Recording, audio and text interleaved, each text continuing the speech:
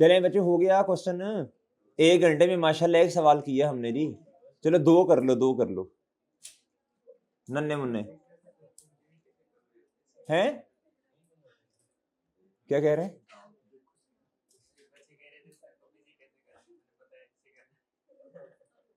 अच्छा जी, लें जी भाई, तुम जितनी मर्जी बातों में लगा लो, मैंने अपने सब्जेक्ट पे रहना है गुड्डू। 1 आधे मिनट की बात करके वापस खत्म बस। आ जाए बच्चों, क्वेश्चन नंबर 6 है जी, इसको देखें जरा।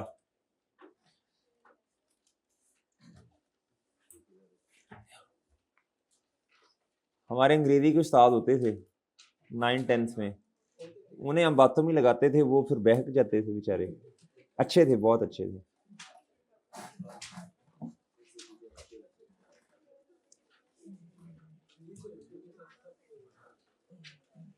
अच्छा जी, अच्छा बच्चों, अब ना हमने ये ग्रांट है नॉन डेप्रिशिएबल एसेट से रिलेटेड। किससे रिलेटेड?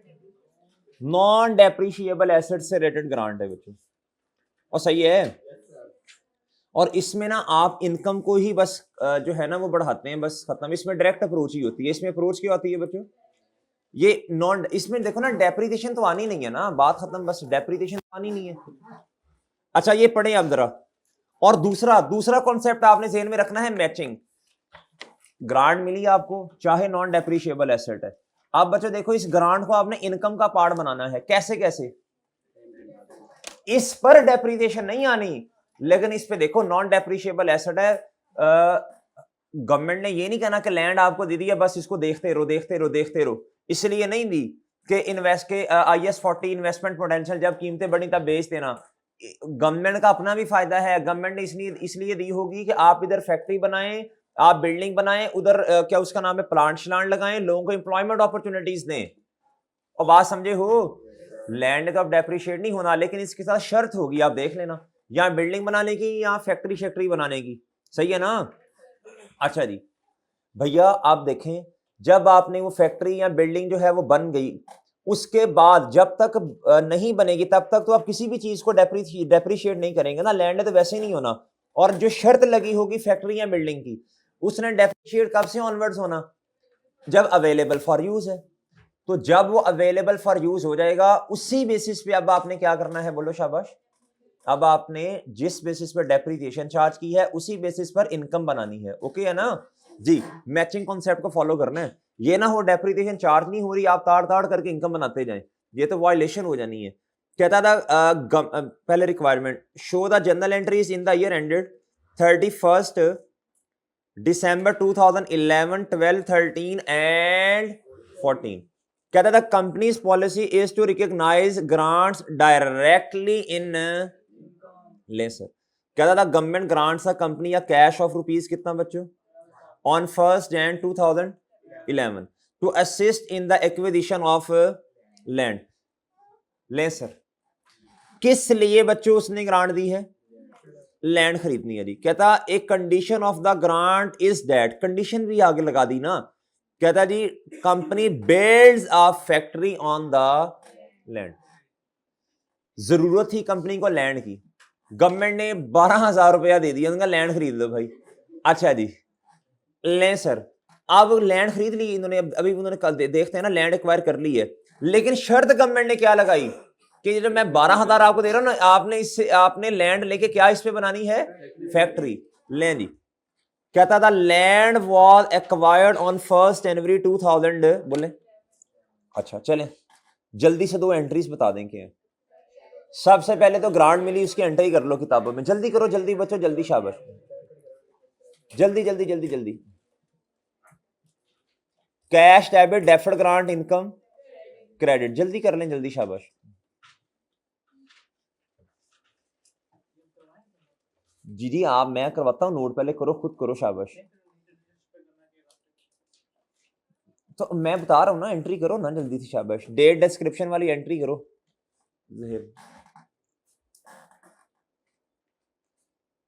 जी, कैश या बैंक डेबिट और डेफर्ड ग्रांट क्रेडिट, ये तो खैर इसमें तो मसला नहीं।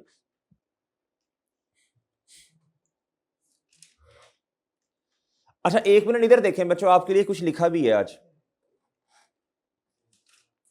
नॉन डेप्रिशिएबल एसेट, कहता जितनी ग्रांट मिली उससे इमीडिएटली लायबिलिटी में रिकॉर्ड कर लेंगे। करें रिकॉर्ड जल्दी से, शाबाश। कैश या बैंक डेबिट, डेफर्ड ग्रांट। अच्छा मैं कर देता हूं, मैं इधर ही कर देता हूं एंट्रीज। सोल्यूशन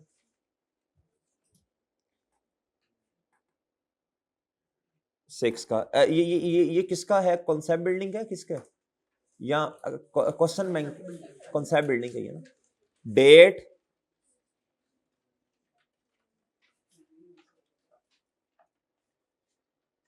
आगे डेबिट और जी क्रेडिट। लें सर 1 Jan 2000 ग्रांट का मिली भाई, वो एंट्री तो फौरन करो ना। कैश कैश कर लूं और क्रेडिट क्या?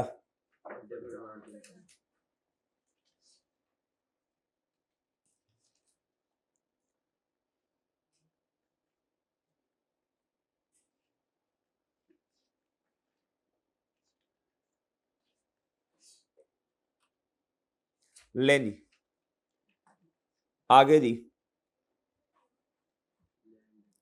आप बताएं जी, इसी तारीख में उन्होंने लैंड भी ले ली है। अच्छा 11 है कि 21 है? अच्छा बताएं।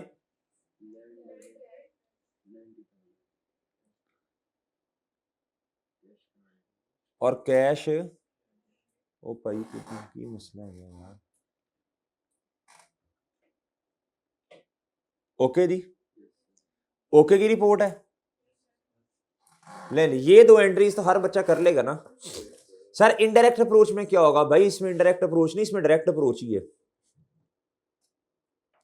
इसमें नॉर्मली इनडायरेक्ट अप्रोच नहीं है, डायरेक्ट होती है सर। अगर एग्जामिनर ने कह दिया ऐसे करो तो फिर देख लेंगे, फिर उसकी बात मान लेंगे, वरना नॉर्मली इसमें डायरेक्ट अप्रोच ही होती है। अब बात नहीं समझ रहे?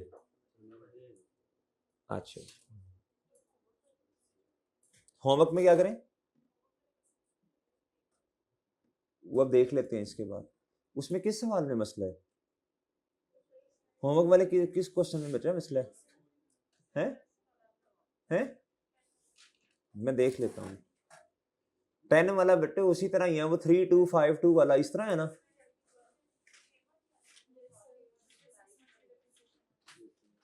अच्छा चलें नहीं,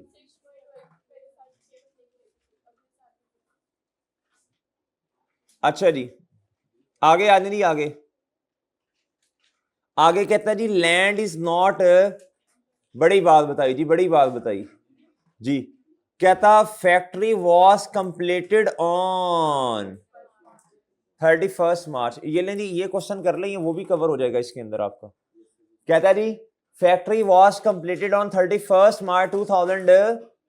बच्चों फैक्ट्री अवेलेबल फॉर यूज कब है? 31। कहता टोटल बिल्डिंग की जो कॉस्ट है वो कितनी है? Were paid in cash on this date. बताएं जी 31 11 पे, बोले शाबाश।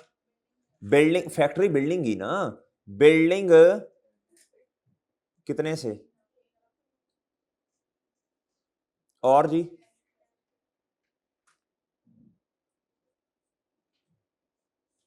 ओके बच्चों, इधर तक कोई मसला? इधर तक कोई मसला भाई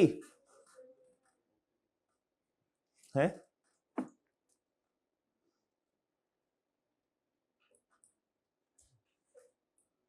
जी जी ओए हुए।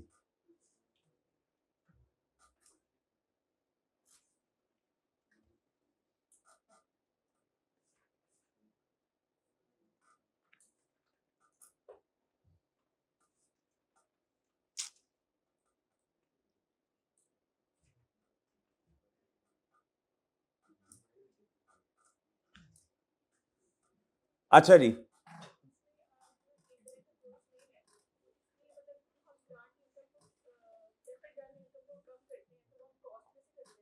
नहीं, इसमें ये नहीं है, इसमें वो कहते हैं नहीं असल में एसेट आ गया ना, लैंड आ गई, उस पर डेप्रिसिएशन नहीं है। वो कहते हैं इसीलिए बस इस पर डायरेक्ट अप्रोच ही फॉलो कर ले।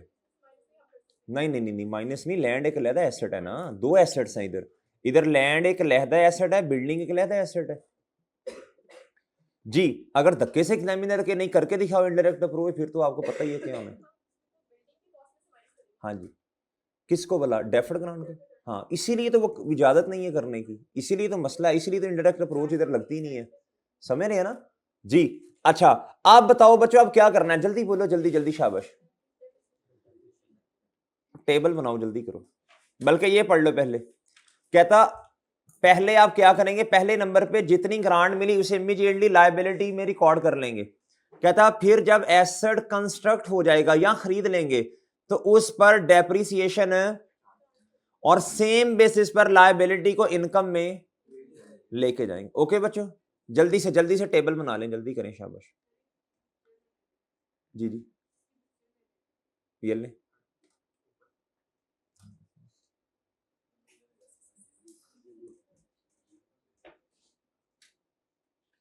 इसको मजीद बेहतर ना कर लें, और जब एसेट कंस्ट्रक्ट होगा या खरीद लेंगे हो जाएगा तो उसे रिकॉर्ड करेंगे, तो उसे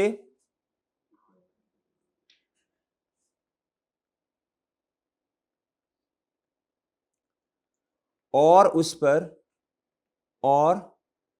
पर डेप्री ले। अब जरा बेहतरीन हो गया ना, ये स्टेप आपका 2 हो जाएगा ना, और फिर डेप्रिसिएशन वाला स्टेप 3 हो जाएगा बच्चों, और फिर इनको लायबिलिटी को कम इनकम को ज्यादा, ये स्टेप 4 हो जाएगा। नहीं समझ ही नहीं दे बात। अच्छा जल्दी से अब तस्वीर ले ली बच्चों, घंटा लगाना है इस पे, आगे भी चले ना अब। अच्छा ईयर बताएं 11, आगे 3 साल है, 13, 14 भी है। ले जी इधर आ जाए जी, इधर आ जाए बच्चों, इधर आ जाए।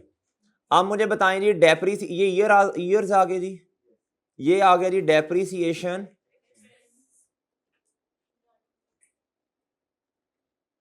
आगे जी ग्रांट। बस इनडायरेक्ट अप्रोच नहीं है, इधर ही रुक जाना है आपने, जज्बाती नहीं होना।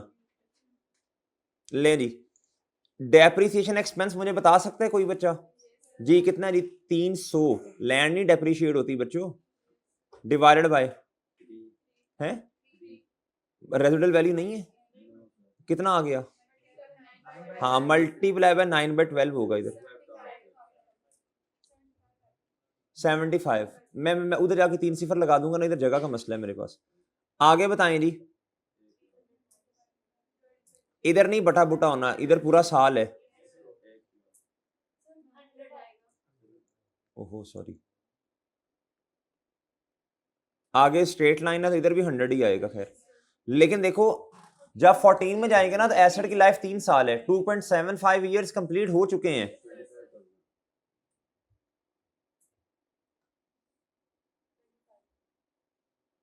जी। 20 ओके, ओके भाई, ये टोटल कितना आ गया जी, इनकम बताएं टोटल है, लामा ही लाया है वैसे गवर्नमेंट ने। 12 जी, कितनी जी, 12 जी, जी बताएं इधर अब 75 और मल्टीप्लाई बाय 12 तो हुआ ना, मल्टीप्लाई बाय, हाँ जी ये बात इन्होंने की, बहुत अच्छी, वेल डन, शाबाश। ये देखो बच्चों, इधर देखो सर, इधर आप इधर 9/12 नहीं करेंगे, वजह आपने इधर कर तो दिया एक दफा, आपने जब इसको इधर देखो, इधर 100 की बेसिस पे थोड़ी तोड़ रहे हैं हम इसे, वो समझ रहे हो ना, ओ भाई ये बात समझ आई कि नहीं आई, इस तरह डुप्लीकेशन हो जाएगी, नहीं मेरी बात समझे, आपने ये जो किया ना, ये जो किया ये 75, ये 9 महीनों का है, ये ऑलरेडी, बात समझे बच्चों जी, बताएं जल्दी, शाबाश। आगे 4 आएगा मेरा ख्याल है, ओहो 100,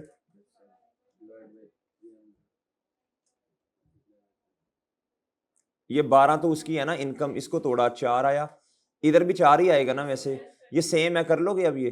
अच्छा आगे बता दें, आगे चेंज है।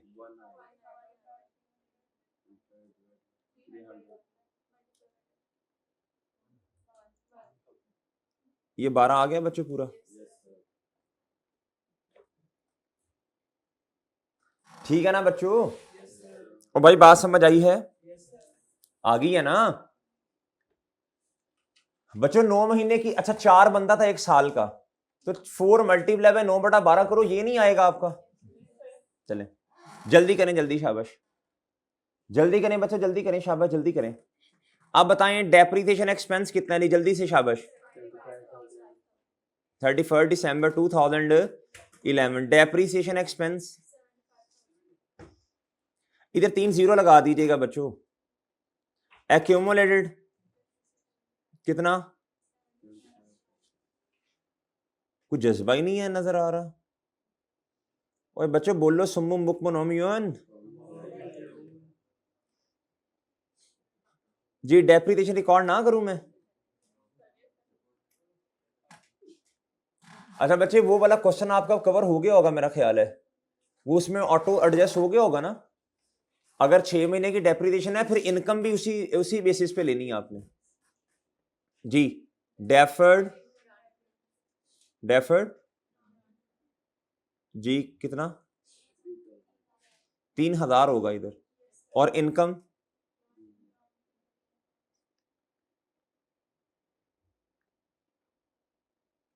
मैं फिर 1 साल की मजीद एंट्री कर रहा हूं, बस 1 साल मजीद कर देता हूं, आगे तो आपको पता है सेम सेम एंट्रीज ही होनी है, अब दोबारा दोबारा फिर। जी 31 दिसंबर 2011 पे फिर दोबारा कितना है एक्यूमुलेटेड?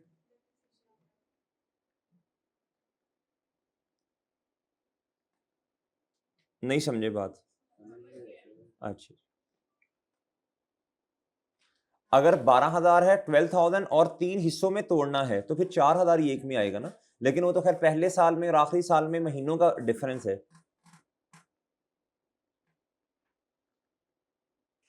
जी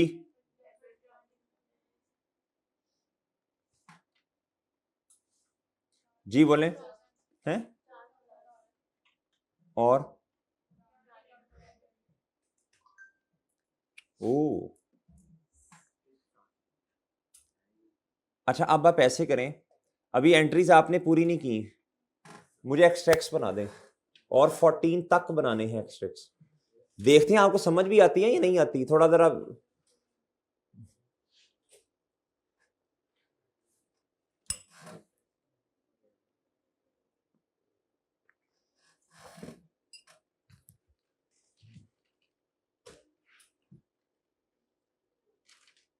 बनाए एक्सट्रैक्ट्स बनाए बच्चों, आपने बनाने। जी जी नहीं एंट्रीज लेने, एंट्रीज के बगैर बनाए, यही तो काम दिया मैंने। बनाए डायरेक्ट एक्सट्रैक्ट्स बनाए जरा। हर सवाल में थोड़ी सी 5% अप्रोच चेंज होनी चाहिए, कुछ तो नया सीखो हर क्वेश्चन में। 2 साल आपके सामने है, 2 साल आपके सामने नहीं है।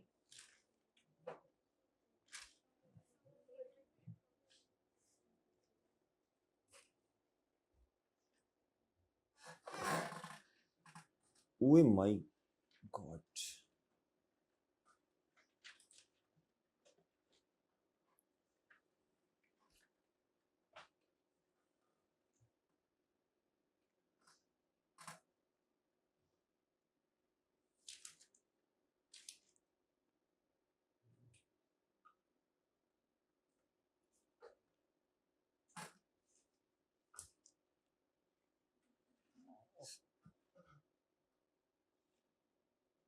क्वेश्चन नंबर 6 है ना?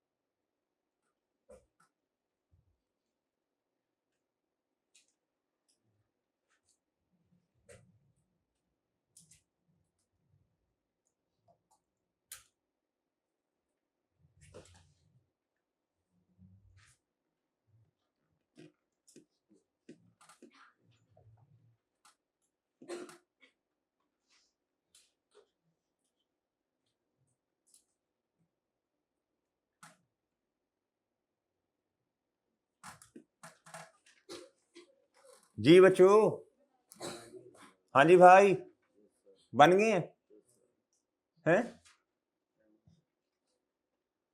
हाँ मीर, हम बना रहे हैं।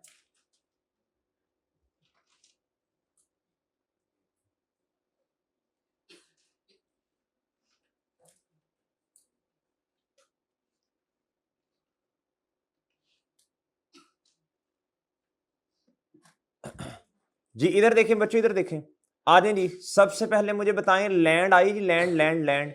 लैंड ने तो चेंज होना ही नहीं है जितने से आई, बस हर जगह पे लिख दो बच्चों कितना, 90,000, 90,000, 90,000। अच्छा, बहुत सारे बच्चों ने लैंड नहीं लिखा होगा, बहुत सारे बच्चों ने एसेट में लैंड लिखा ही नहीं होना। अच्छा, आप बताएं बच्चों, फिर उसके बाद डेफर्ड ग्रांट जी कितने से आई जी, कितने से? 12,000। कितने से बच्चों? अच्छा, फिर वो फिर एसेट बिल्डिंग बिल्डिंग बिल्डिंग, कितने से बिल्डिंग? आगे सब बच्चे इधर तक। अच्छा, आपने एक तरीका देखा मैं एक्सट्रैक्ट कैसे बना रहा हूं? मैं पहले फॉर्मेट बनाता हूं, इधर देखो, इधर देखो, इधर बहुत तवज्जो से बात सुननी है, अंधाधुन नहीं। मैं पहले हमेशा फॉर्मेट सेट करता हूं, मैं देखता हूं क्वेश्चन कौन सा है, उसके हिसाब से मैं फॉर्मेट प्लान करता हूं, क्या करता हूं, और कभी भी फॉर्मेट चेंज नहीं करता, कभी भी format change, ditto copy format वो चेंज नहीं करना।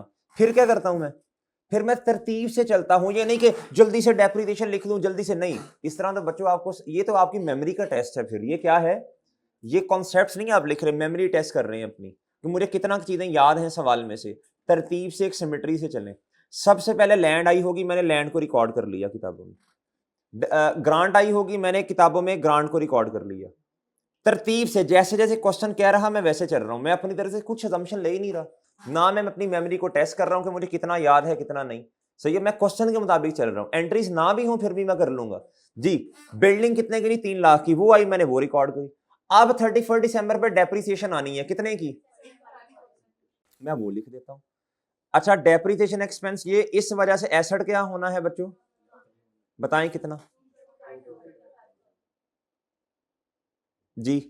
आगे जी, आगे ग्रांट की एंट्री करनी है जी 3,000 से। अच्छा इधर देखें, एंट्रीज ना भी होती तो मैं एक्सट्रैक्ट बना सकता था, ये वर्किंग मेरे पास है। अब बच्चे पता क्या कहते हैं, सर जब हमने एंट्रीज ही करनी है तो फिर इस वर्किंग की क्या जरूरत है। बच्चों ये देखो, अगर एक्सट्रैक्ट का सवाल आ गया फिर, इसलिए मैं ना मशवरा ये आपको देता होता हूँ, आपने एक तरतीब से चलें, बस क्या करें बच्चों, एंट्रीज में तो ठीक है मैं मानता हूँ वर्किंग की जरूरत नहीं है, एक्सट्रैक्ट वाला सवाल आ गया फिर उधर बैठ कर तालियां बजाना, ठीक है, फिर पहले एंट्रीज करने बैठ जाना, उधर से निकालना, तो इस तरह नहीं होता भाई। ठीक है, एंट्रीज में आप ना करें अगर आपको नहीं तो, हाँ लेकिन अगर इनडायरेक्ट अप्रोच है फिर करना पड़ेगा, अगर डेप्रिशिएबल एसेट है इनडायरेक्ट फिर करना पड़ेगा, फिर वर्किंग बनानी पड़ेगी। बहरहाल अब ग्रांट इनकम कितनी है जी, 3,000 बताइए आपने मुझे। इनकम बढ़ जाएगी बच्चों, और साइन फिर एक ही दफा नेगेटिव कर दीजिएगा, वो फिर नेगेटिव करता है ना बच्चे कंफ्यूज होते हैं, एंड पे एक ही दफा कर दूंगा, याद करवा दीजिएगा। और लायबिलिटी जी, जी कोई मुश्किल है बच्चे बताओ मुझे, एक्सट्रैक्ट्स बनाना कोई मुश्किल है, एक तरतीब को फॉलो करो। अगले साल का डेप्रिसिएशन 1 लाख, एसेट की बुक वैल्यू इधर लिख दो ना, ये बुक वैल्यू है जी, ये 2,25,000 है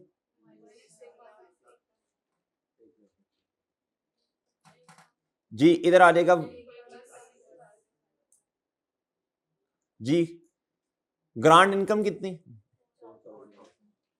ये बढ़ गई जी, और लायबिलिटी क्या हो गई, इस टाइम ये है 9,000 पे।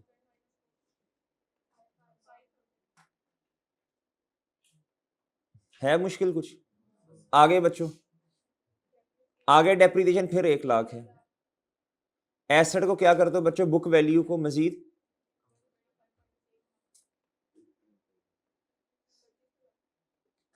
जी, ओके। ग्रांड इनकम को क्या करो, ये रही, और मैं किसको कम कर दूं, 5,000 ये जो है इसमें से,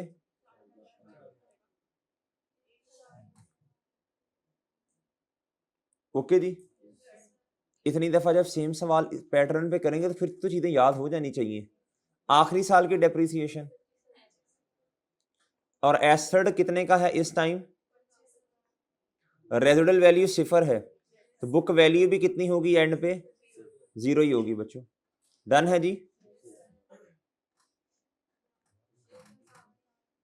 जी।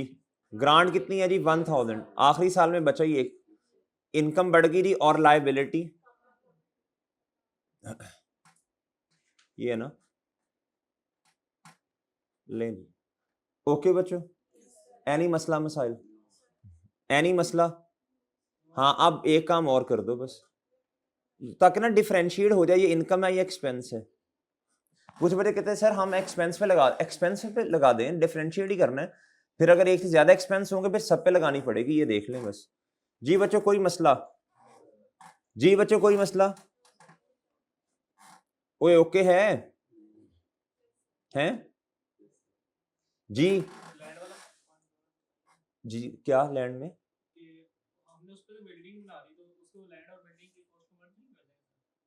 तो कर दो, मर्ज कर दो, फिर भी तो नहीं आनी लैंड, फिर भी तो नहीं आनी चाह।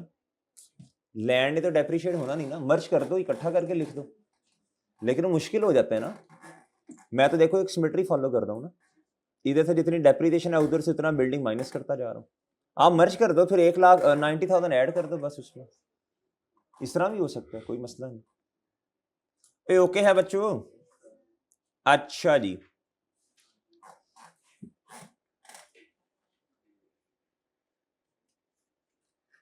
सांस सूस तो नहीं आपको चढ़ गया कहीं?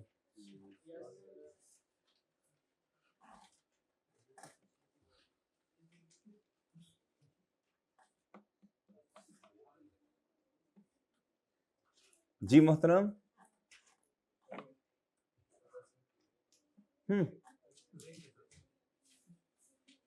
अच्छा जी।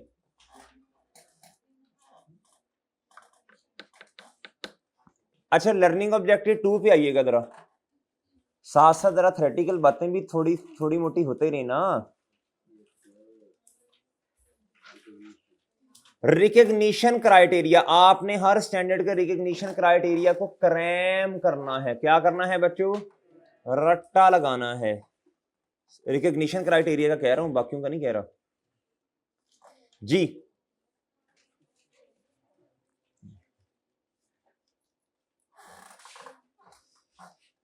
जी इधर आ जाए बच्चों। कब?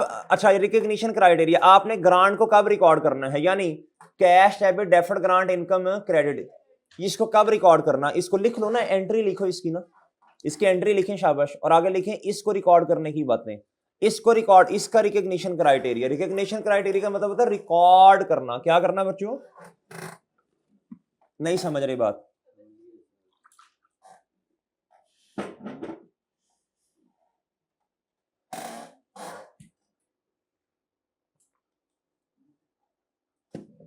ले ली, कहता government grant including non monetary grant. कभी कभी ऐसा भी हो सकता है गवर्नमेंट पैसे ना दे, गवर्नमेंट पैसे ना दे, गवर्नमेंट दुआएं ना ना ना ना, वो ना ना ना ना ना, वो नॉन मॉनेटरी ग्रांट, यानी एसेट शैसेट ही आपको दे दे, आपको मशवरा दे दे।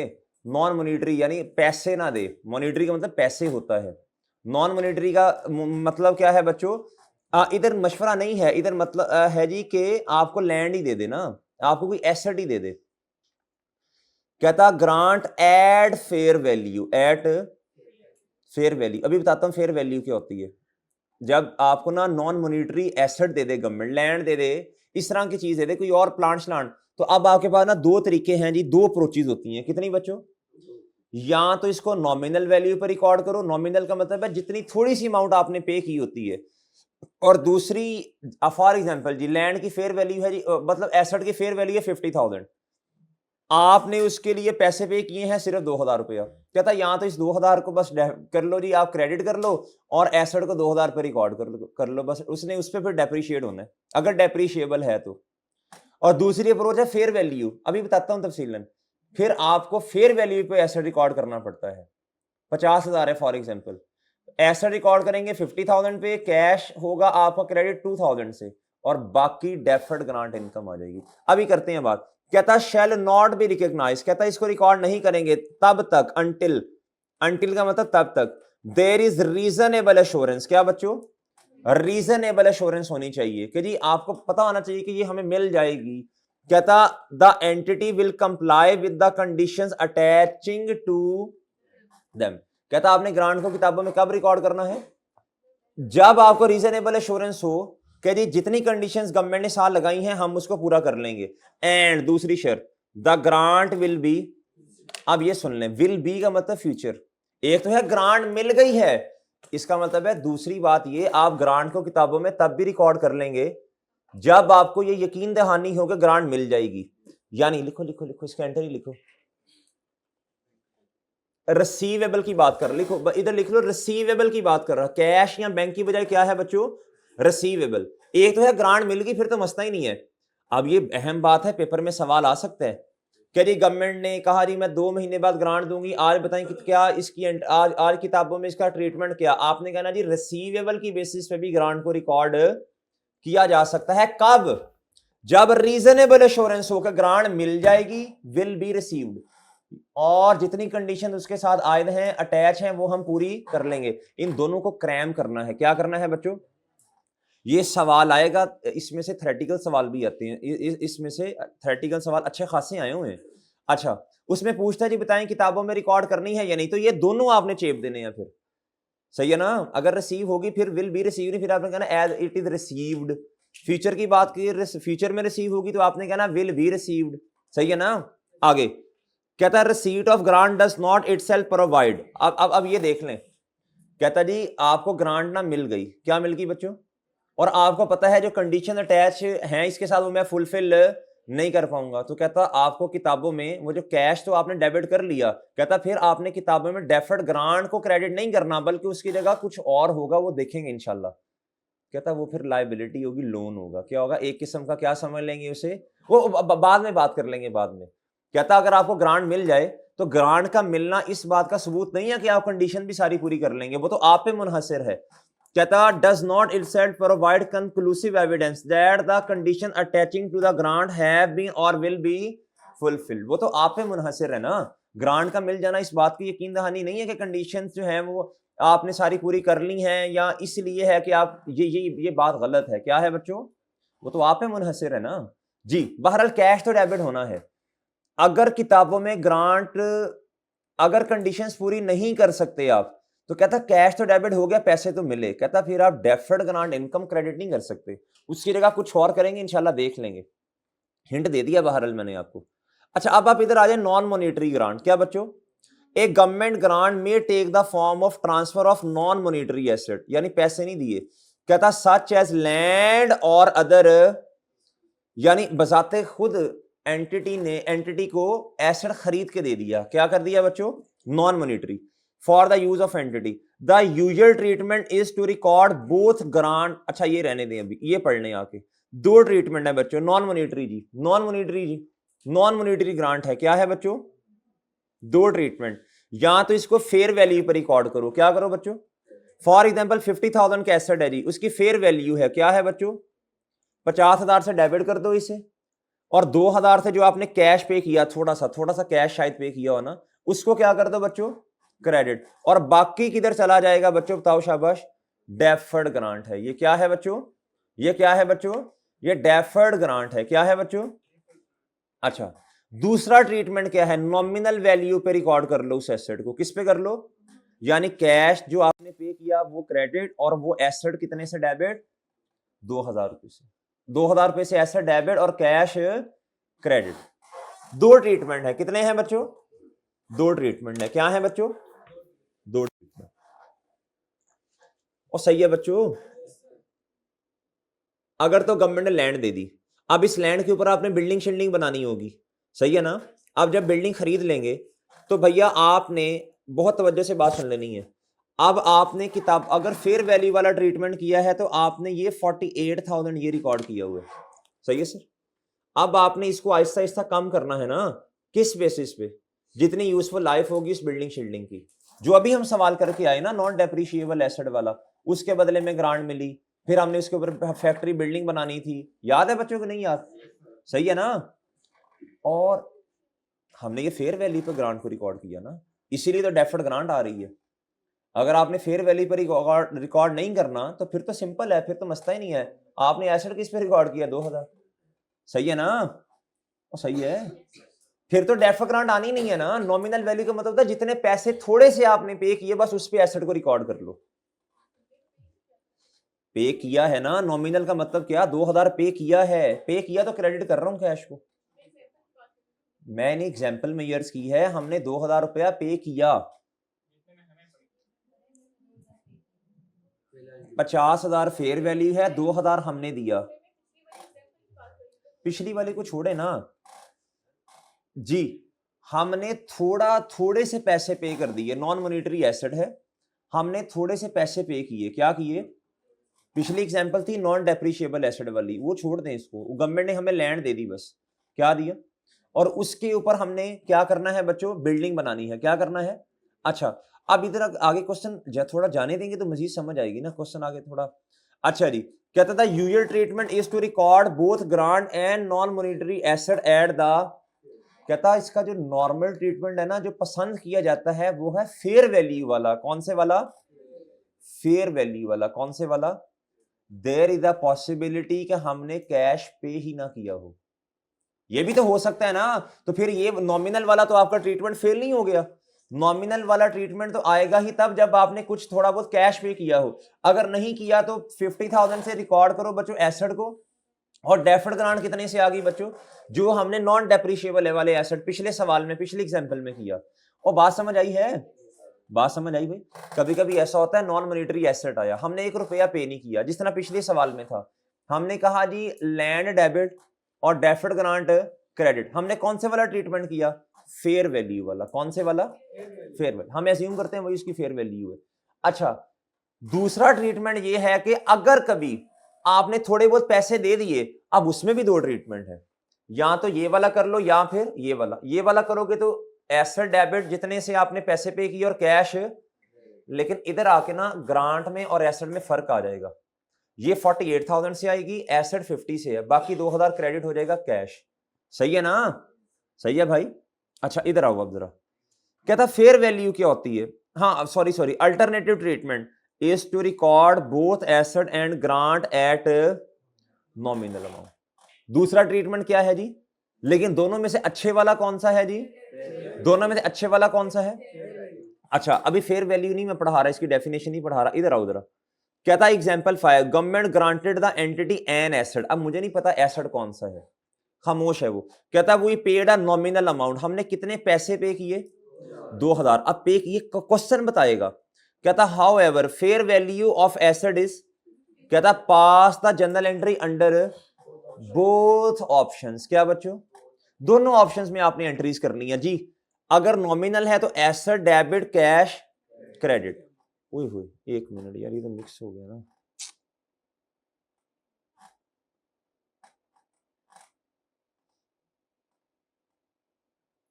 हाँ अच्छा, अगर फेयर वैल्यू है तो फिर क्या होगा बच्चों? एसेट कितने से डेबिट? फेयर वैल्यू से। कितना है बच्चों वो? 50,000। और भाई कैश आपने कितना पे किया? और डेफर्ड इनकम कितनी? 48,000। ये सिर्फ उसने समझाया है, ये सवाल इनकम्प्लीट है। क्या है? आगे उसने वो बताना था ना, बिल्डिंग बनानी है इसके ऊपर, फिर आगे से वो कहानियां शुरू हो जानी थी। सही है ना? फिर वो कहानियां शुरू हो जानी थी। अच्छा, अब उसकी एग्जांपल करते हैं इंशाल्लाह, हम अभी कर लेते हैं उसकी एग्जांपल। अच्छा नो, ओ 1 मिनट यार, थोड़ा सा तो पढ़ने दो ना, ये भी थथा हो गया। अच्छा इधर आइएगा जरा, ये ना इसी लर्निंग ऑब्जेक्टिव, अच्छा इसकी एग्जांपल कल इंशाल्लाह करवाएंगे ना, नॉन मॉनिटरी की एग्जांपल है कि हम इंशाल्लाह कल करेंगे। बहरहाल 2 ट्रीटमेंट आपको समझाने थे, समझा दिए। बच्चों इधर देखो, ये जो टेबल है ना, ये वाला जो टेबल आपको नजर आ रहा है, ये वाला, ये हमने सारा इसकी समरी बना ली है। क्या कर लिया है? अब दोबारा इसको पढ़ने की मेरा नहीं ख्याल जरूरत है आपको। इधर आ जाओ जरा, ये छोटी छोटी सी नन्ही मुन्नी सी एग्जांपल्स हैं।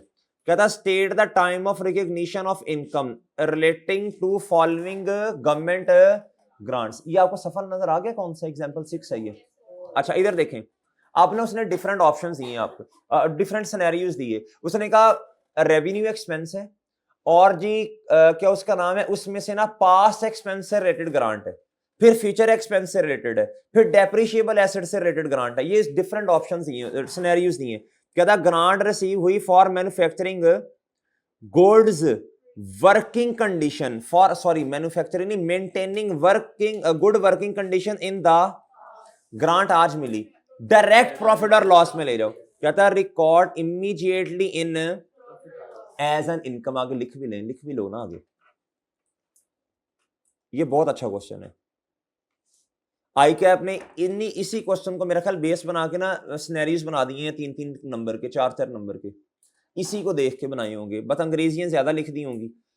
The grant was received for maintaining certain working condition for next 3 साल। कहता ग्रांट मिली लेकिन शर्त यह है अगले 3 सालों में अगर अच्छी मेंटेन करेंगे ना वर्किंग कंडीशंस, यानी आप जिधर प्रोडक्शन करते हैं लेबर मसला नहीं आ रहा, एनवायरनमेंट अच्छा है, आपने बड़े एहतियात के साथ जो है ना सेफ्टी मेजर्स हैं आपके पास सारे, इस तरह की बातें। अब 3 साल की शर्तें फ्यूचर की हैं, ये फ्यूचर एक्सपेंस है। क्या करें अब, जिस तरह एक्सपेंस जो है ना वो रिकॉर्ड करेंगे वैसे वैसे। कहता रिकॉग्नाइज इन प्रॉफिट और लॉस ओवर।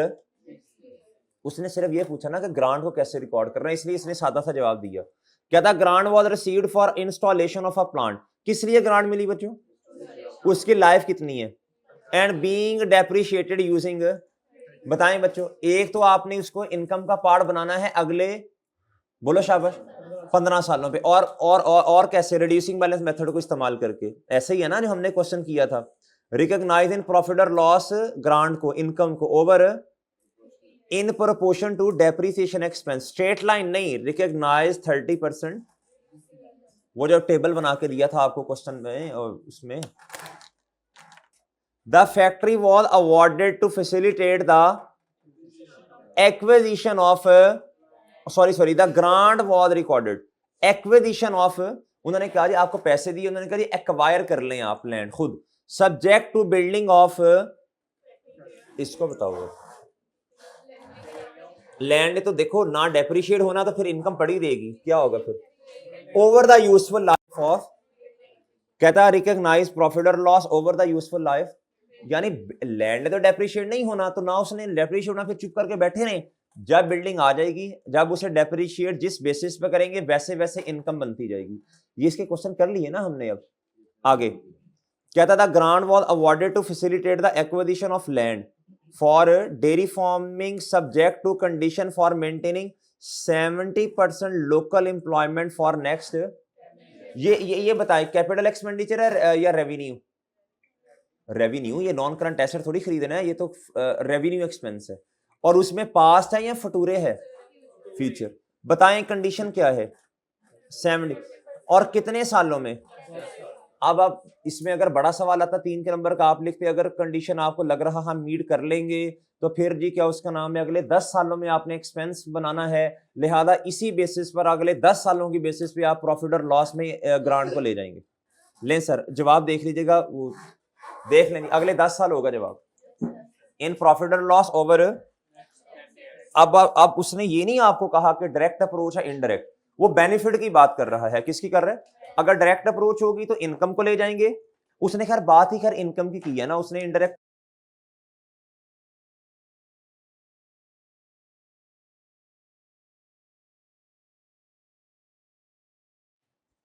ये मैंने बंद कर दिया जज्बाती हो गए।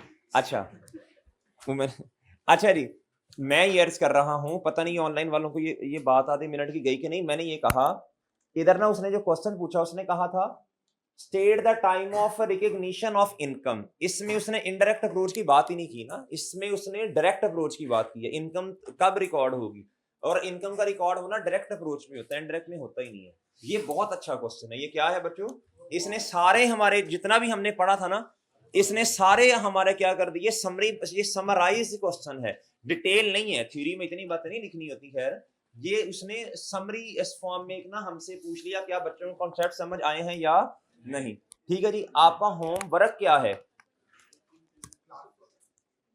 जाओ ये शी करो। अल्लाह हाफिज़।